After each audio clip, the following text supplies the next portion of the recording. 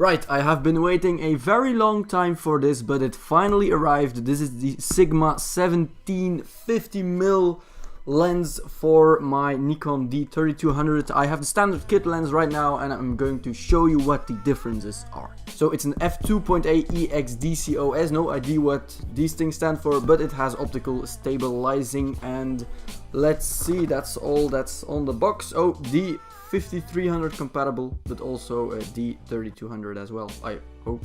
Very excited. This is my first lens ever, so my second lens ever that I buy. So as you can see, it comes in a very beautiful black pouch from Sigma itself, so that's pretty neat. Ah, there it is. Oh yeah. So this is the sun filter, screen filter, I think that it is.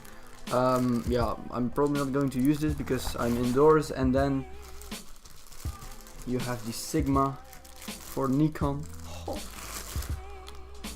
Ooh, look at this beast. Oh man. So this has a fixed aperture, if I'm right. I think I've watched some videos. So it has autofocus and manual focus, as you can see, optical stabilization, and then OS.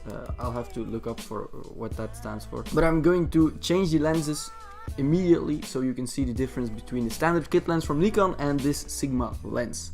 So, and 1, 2, 3. Right, so the new lens is installed, and as you can see as well, and it's on autofocus, so you can hear it a little bit.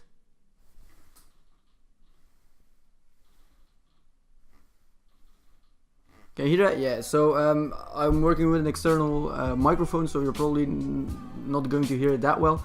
But as you can hear, the autofocus is a bit annoying in my opinion, that it makes a sound like... And I don't even know if it's really that exact, the autofocus, because it's still focusing right now and I'm sitting here still. So I'm going to put it on manual focus and see if it's better. Right, so right now it's on manual focus. It's pretty close to me. It's about a meter away, I think. And the main thing with this lens is that it keeps its light. I'm going to try and explain it the easy way. But if you zoom in, the light, the amount of light won't change, something like that, yeah. So this is the standard kit lens on the Nikon D3200, and as you can see, that's a very small lens compared to the size of this one. And yeah, it has a bigger sensor, I think, if that is the right name for it. And overall, I think it's a better lens. I don't know the quality, I can't see it yet, but I'm going to see it on the computer, and I hope it's way better, because this lens costs around, I think, almost $400, so it's not cheap.